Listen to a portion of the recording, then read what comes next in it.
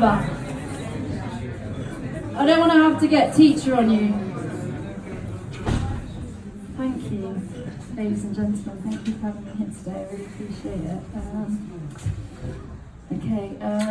So it's nice to see you all. All your lovely faces. Thank you very much. Thank you.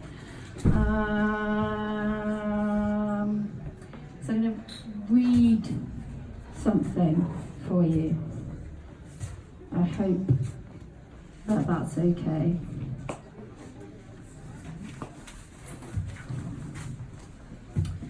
It's called, it has a title, it's called Xander, that's not part of the title, but just let you know about the punctuation. Xander, eulogy to the world. Cool, thanks. Turn off your phones. Otherwise, I won't be a happy bunny.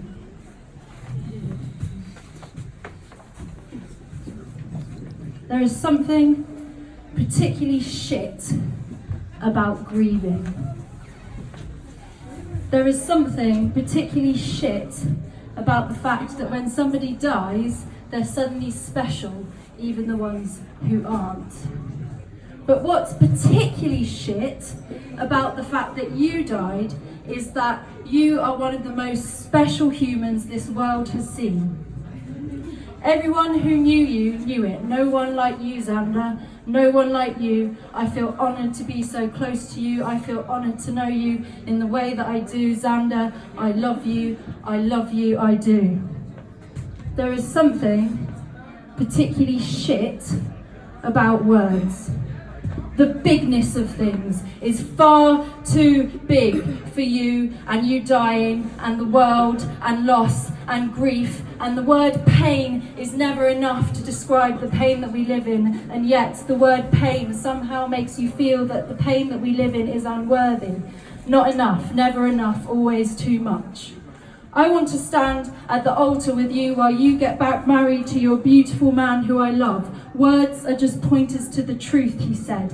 And even that sentence is fucked because it sounds like some fucking wank face, fuck face, philosophical cunt face, aloe vera stained bedsheet that you can't see but that you know is there. Better to make no sense than nonsense. Nonsense can be made of you dying. It's the most fucking absurd nightmare.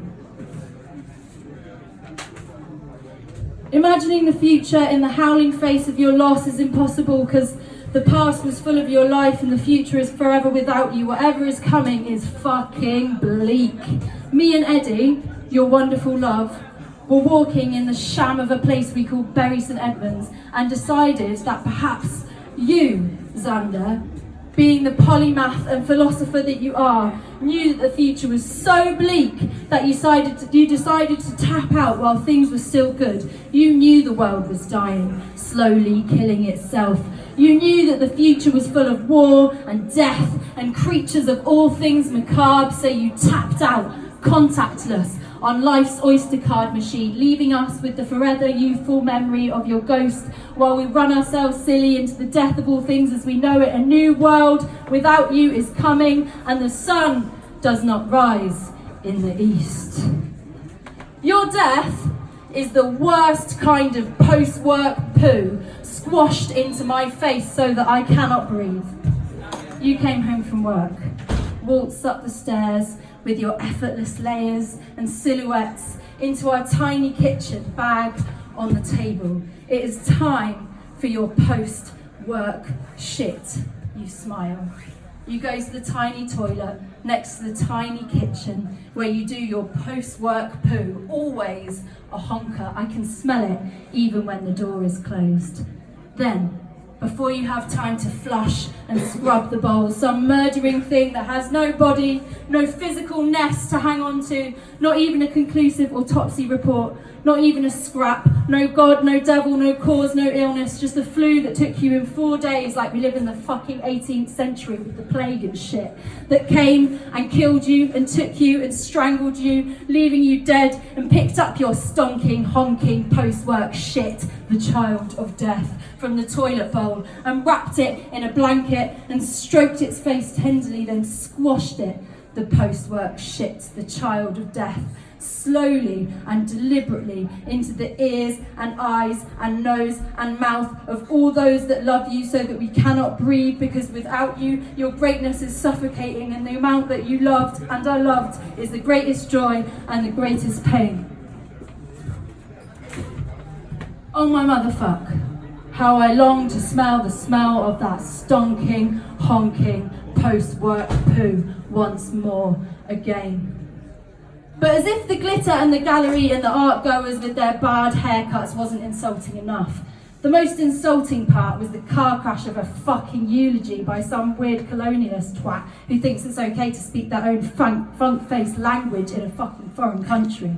Then, suddenly, like magic, there was an almighty crack and an almighty roar that shook the earth and the sea and the fish and the microbes and the bits of glitter that we used guiltily with the children in school last week.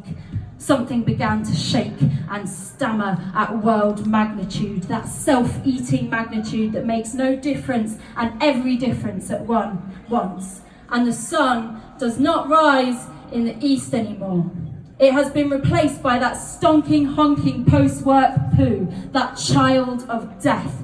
And the whole world watched as the child of death rose to the sky in a demonic cloud of smoke and debris, and right before our eyes turned into a ginormous apocalyptic lighter the size of a planet.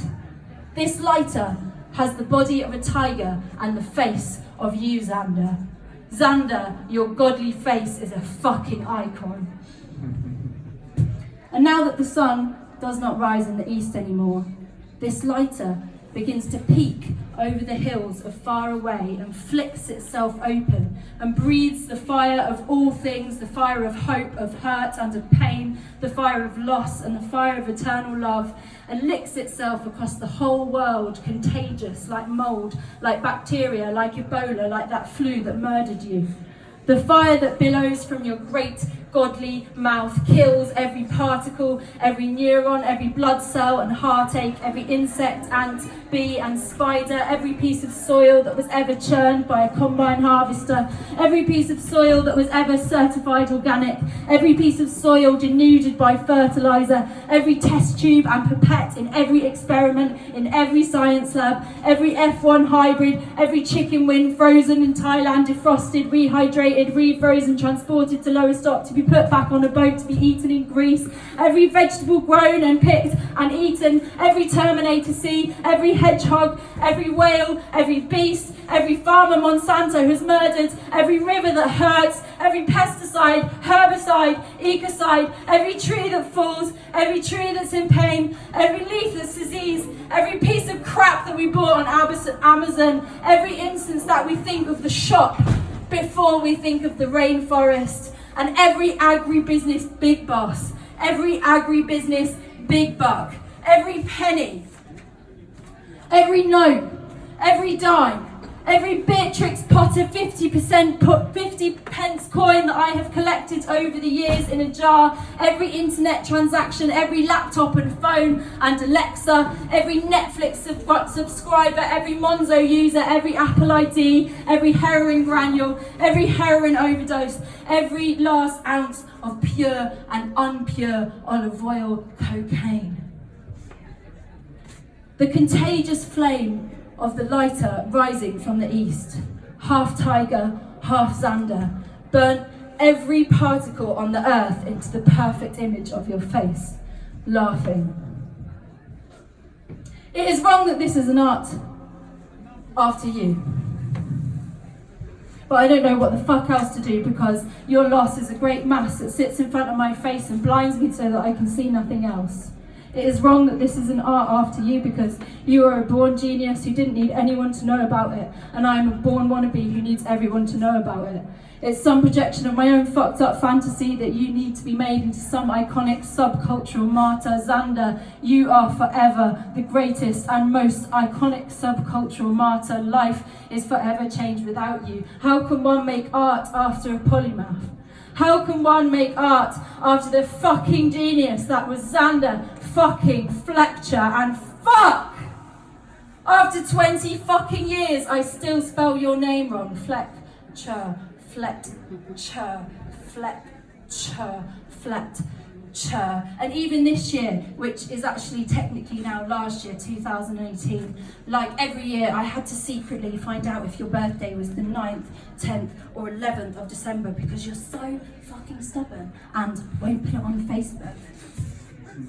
And I don't have a brain for retaining dates, and we're not the generation to do birthday books anymore, although that is my New Year's resolution, to make a birthday book. Hashtag bring on 2019. I hope it's better than 2018 because last year was fucking rubbish. And I'm sorry that you thought that I had only child syndrome. And I'm sorry that I wasn't always there for you when you needed me. And I know that we sorted that shit out long before you went. And even when we had shit to sort out, I knew that our love was unconditional. Although you being stubborn, I did sometimes doubt it on your part, and that hurt me. But I'm sure that I hurt you too sometimes. And I know if we were together right now, you would have told me that I was stupid to doubt it. We knew how much we loved each other, and I hope that you know that I am bigger and better because of you. And I am so ready to love you for the rest of my life, Xander. There was never any doubt that this was a lifetime of friendship. Our friendship is vast and never ending. And even though it has eaten itself, it will still be vast and never ending. Love is infinite, and egg will always be on Sally's face. Oh my motherfuck, how we love you. And the world, made up of every single particle in the image of your face, laughing, collapsed into itself, into the mouth of the enormous lighter that rises in the east, half tiger, half Xander, and sucks itself into your fire-breathing mouth, making a black hole of everything past, present, forever, for never. The future got sucked into your flaming mouth with gravity in all directions, sucking every particle of the world of your laughing face and tearing everything apart in a way that even the cleverest preachers of science could never understand. The end has come. The future is fucking bleak. But the future will be forever in your image, and my friend, that is better than darkness. The child of death, that stonking, honking, post-work poo smothering me, is a hug that I have never felt before. Feeling the pain inside me is as if you were closer, and I can feel you inside, the weight of my fingertips as they sink into the surfaces they sit on and make my neck fall and my head flop as I lose myself into you. Passed out in half consciousness, we are closer.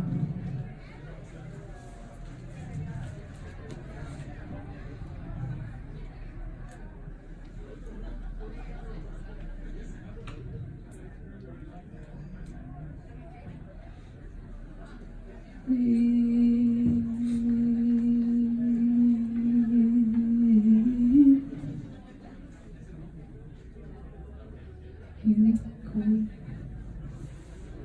stay. All of this pain would go away.